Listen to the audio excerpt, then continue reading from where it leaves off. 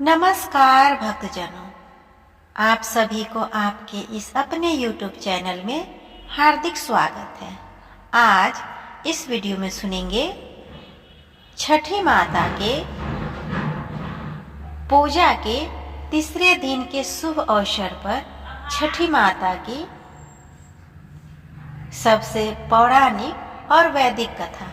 भक्तजनों, जैसा कि छठ पूजा, छठ महाव्रत 4 दिनों का पूजा है, जिसमें तीसरा दिन संध्या काल में सूर्यास्त के समय सूर्य को अर्घ देकर माता छठी का पूजा किया जाता है और इसके तहत तीसरे दिन के उपासना को पूरा किया जाता है।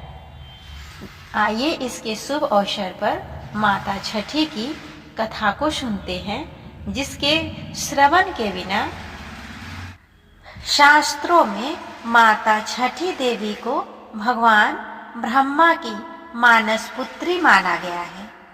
इन्हें ही माता कात्यायनी भी कहा जाता है, जिनकी पूजा नवरात्रि में षष्ठी तिथि के दिन होती है। षष्ठी देवी माँ को ही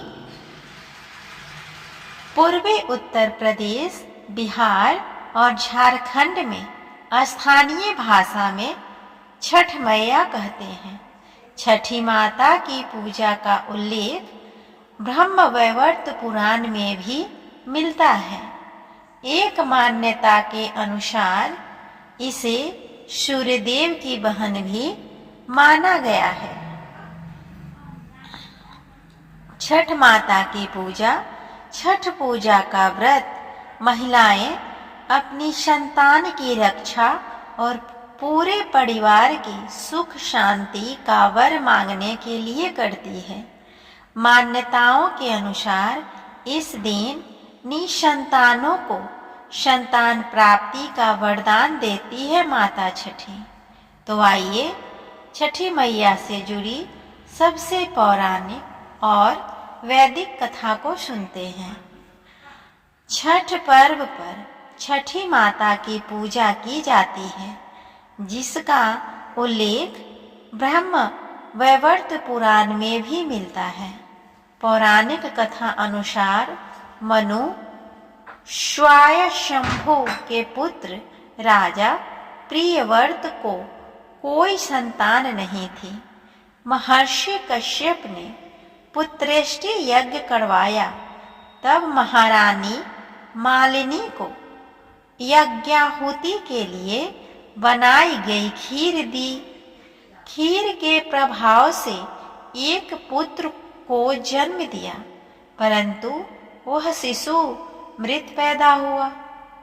प्रियव्रत पुत्र को लेकर शमशान गए और पुत्र वियोग में प्राण त्यागने लगे। उसी वक्त भगवान की मानस कन्या देवसेना प्रकट हुई और कहा कि सृष्टि की मूल प्रकृति के छठे अंश से उत्पन्न होने के कारण मैं षष्ठी कहलाती हूँ। राजन, तुम मेरा पूजन करो तथा और लोगों को भी प्रेरित करो। राजा ने पुत्र इच्छा से देवी षष्ठी का व्रत किया और उन्हें पुत्र प्राप्ति की वरदान मांगा। यह पूजा कार्तिक शुक्ल षष्ठी को हुई थी। देवी की इस कृपा से राजा बहुत प्रसन्न हुए और उन्होंने षष्ठी देवी की आराधना की। तभी से पूजा का प्रचलन आरंभ हुआ। एक अन्य पौराणिक लोक कथा के अनुसार लंका विजय के बाद राम राज्य की स्थापना के दिन कार्तिक शुक्ल षष्ठी को भगवान राम और माता सीता ने उपवास किया और सूर्य देव की आराधना की। सप्तमी को सूर्योदय के समय पुनः अनुष्ठान कर सूर्यदेव से आशीर्वाद प्राप्त किया था।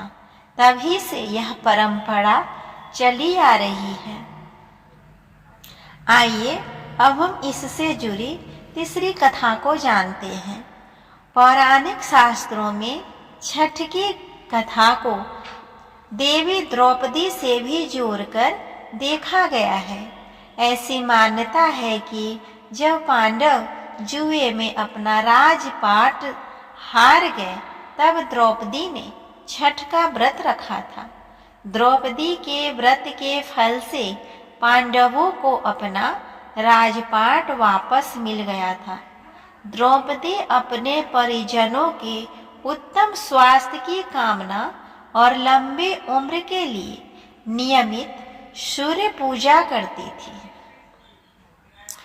एक अन्य मान्यता के अनुसार छठ पर्व की शुरुआत महाभारत काल में हुई थी। सबसे पहले सूर्यपुत्र कर्ण ने सूर्य देव की पूजा की। कर्ण भगवान सूर्य का परम भक्त था। वह प्रतिदिन घंटों कमर तक पानी में खड़े होकर सूर्य को अर्घ देता था। सूर्य की कृपा से ही वह महान योद्धा बना था। आज भी छठ में अर्घ दान की यही पद्धति प्रचलित है। इस तरह हमने जो सुना छठी मैया के तीसरे दिन की व्रत की कथा। उम्मीद करती हूँ आप सभी को यह व्रत कथा अच्छा लगा होगा। कैसा लगा प्लीज कमेंट करके बताएं, और अगर अच्छा लगे तो कमेंट बॉक्स में जय छठी मैया लिखना ना भूलें। आप सभी को मेरे तरफ से भी छठ महापर्व की हार्दिक शुभकामनाएं।